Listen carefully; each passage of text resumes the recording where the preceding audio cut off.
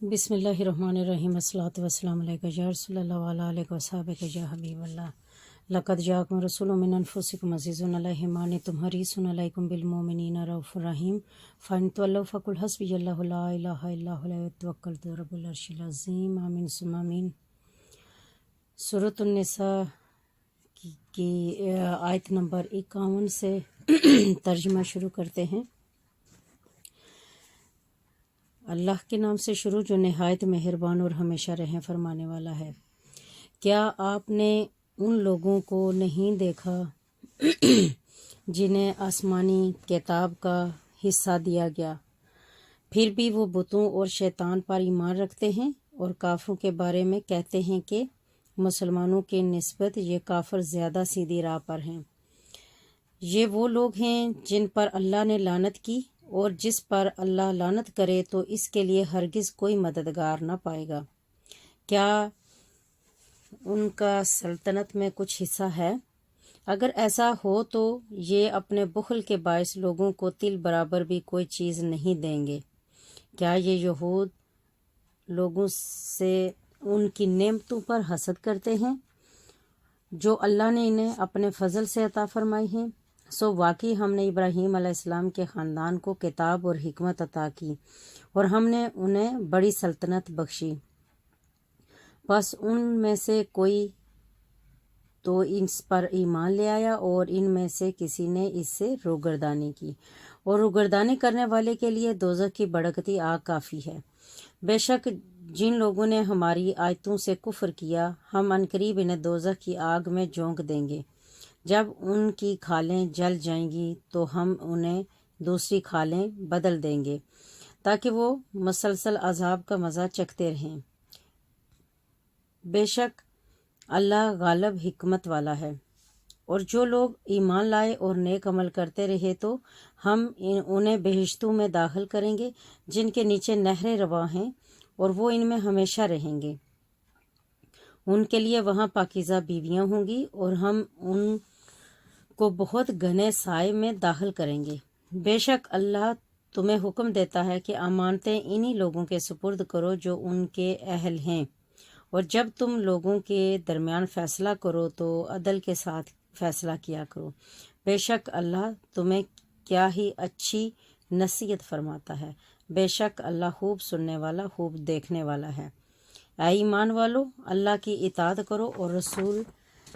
کی اطاعت کرو، اور اپنے میں سے اہل حق صاحبان امر کی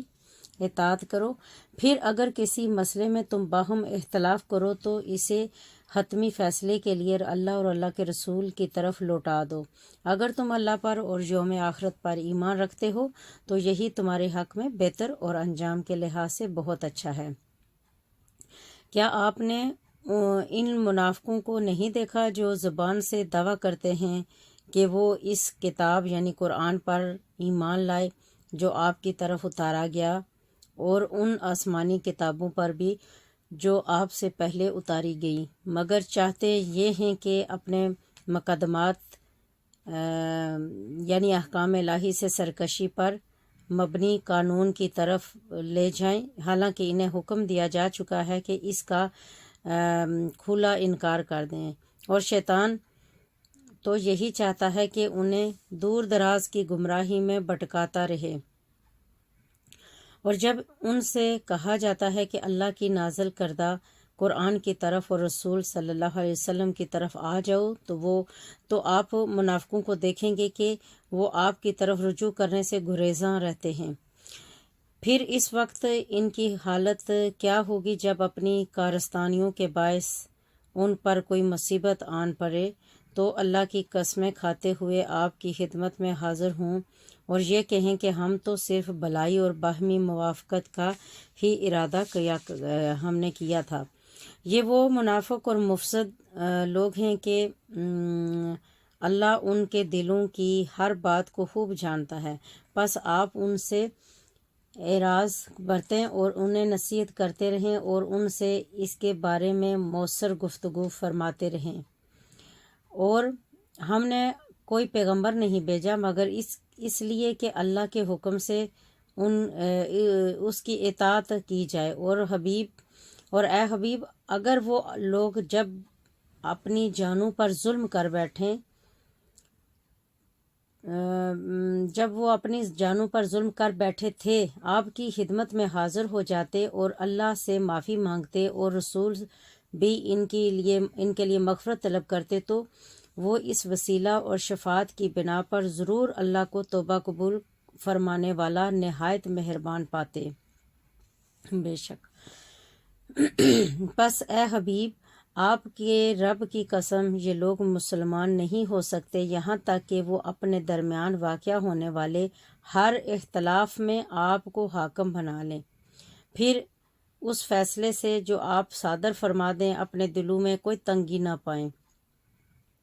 اور آپ کے حکم کو بخوشی پوری فرما برداری کے ساتھ قبول کر لیں۔ اور اگر ہم ان پر فرض کر دیتے کہ تم اپنے آپ کو قتل کر ڈالو یا اپنے گھروں کو چھوڑ کر نکل جاؤ تو ان میں سے بہت تھوڑے لوگ اس پر عمل کرتے، اور انہیں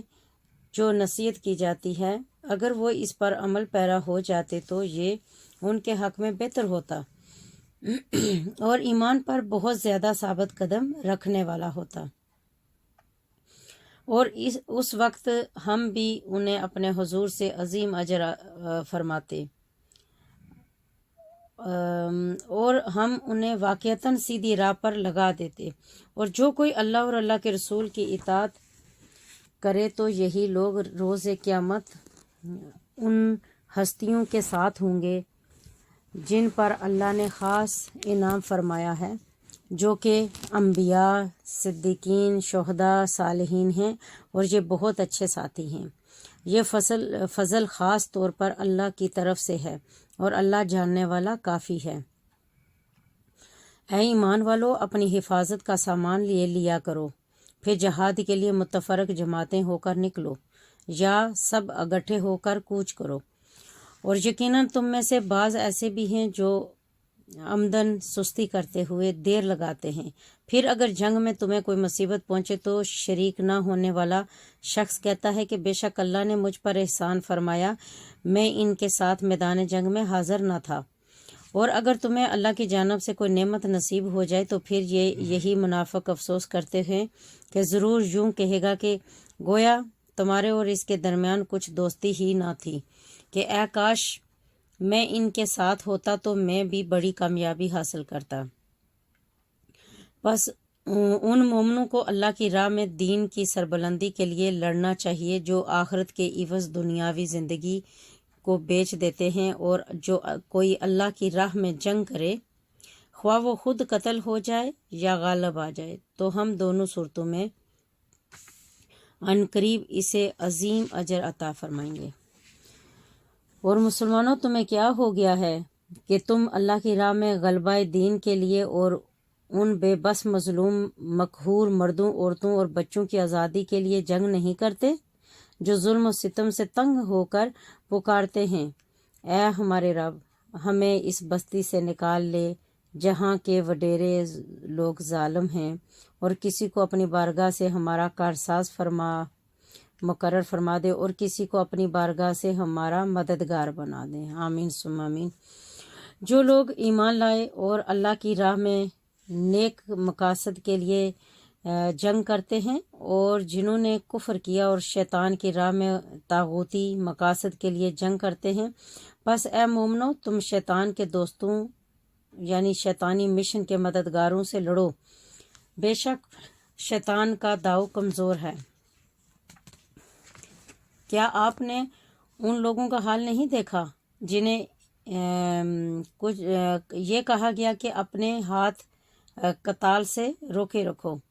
اور نماز قائم کرو، زکوٰۃ دیتے رہو، تو وہ اس پر خوش تھے، پھر جب ان پر جہاد یعنی کہ کفر اور ظلم سے ٹکرانا فرض کر دیا گیا تو ان میں سے ایک گروہ مخالف لوگوں سے یوں ڈرنے لگا جیسے اللہ سے ڈرا جاتا ہے یا اس سے بھی بڑھ کر، اور کہنے لگے اے ہمارے رب تو نے ہم پر اس قدر جلدی جہاد کیوں فرض کر دیا؟ تو نے ہمیں مزید تھوڑی مدت تک مہلت کیوں نہ دی؟ اب انہیں فرما دیجئے کہ دنیا کا مفاد بہت تھوڑا یعنی کہ معمولی شے ہے، اور آخرت بہت اچھی نعمت ہے۔ اس کے لیے جو پرہیزگار بن جائے، وہاں ایک داغے کے برابر بھی تمہاری حق تلفی نہیں کی جائے گی۔ اے موت کے ڈر سے جہاد سے گریز کرنے والو، تم جہاں کہیں بھی ہوگے موت تمہیں وہیں آ پکڑے گی، خواہ تم مضبوط قلعوں میں ہوئی ہو۔ اور ان کی ذہنیت یہ ہے کہ اگر انہیں کوئی بلائی فائدہ پہنچے تو کہتے ہیں یہ تو اللہ کی طرف سے ہے، اس میں رسول صلی اللہ علیہ وسلم کی برکت اور واسطے کا کوئی عمل دخل نہیں۔ اور اگر انہیں کوئی برائی نقصان پہنچے تو کہتے ہیں اے رسول یہ آپ کی طرف سے، یعنی کہ آپ کی وجہ سے ہے۔ آپ فرما دیں حقیقتاً سب کچھ اللہ کی طرف سے ہوتا ہے، بس اس قوم کو کیا ہو گیا ہے کہ یہ کوئی بات سمجھنے کے قریب ہی نہیں آتے۔ اے انسان، اپنی تربیت یوں کر کے جب تجھے کوئی بھلائی پہنچے تو سمجھ کہ وہ اللہ کی طرف سے ہے، اسے اپنے حسن تدبیر کی طرف منسوب نہ کر۔ اور جب تجھے کوئی برائی پہنچے تو سمجھ کہ وہ تیری اپنی طرف سے ہے، یعنی کہ اسے اپنی خرابی نفس کی طرف منسوب کر۔ اور اے محبوب، ہم نے آپ کو تمام مسلمانوں انسانوں کے لیے رسول بنا کر بھیجا ہے، اور آپ کی رسالت پر اللہ کی گواہی کافی ہے۔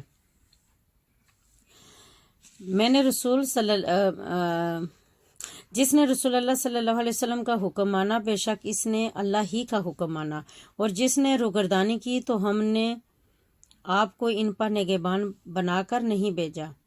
اور ان منافقوں کا یہ حال ہے کہ آپ کے سامنے کہتے ہیں کہ ہم نے آپ کا حکم مان لیا، پھر وہ آپ کے پاس سے اٹھ کر باہر جاتے ہیں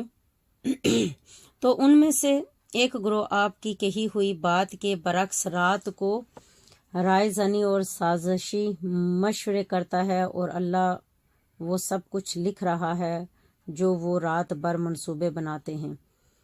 پس اے محبوب، آپ ان سے رخ انور پھیر لیجئے اور اللہ پر بھروسہ رکھیے، اور اللہ کافی کارساز ہے۔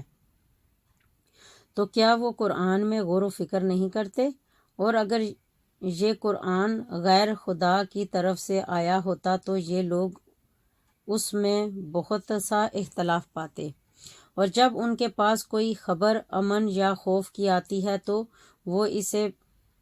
پھیلا دیتے ہیں، اور اگر وہ بجائے شہرت دینے کے اسے رسول اللہ صلی اللہ علیہ وسلم اور اپنے میں سے صاحبان امر کی طرف لوٹا دیتے تو ضرور ان میں سے وہ لوگ جو کسی بات کا نتیجہ اخذ کر سکتے ہیں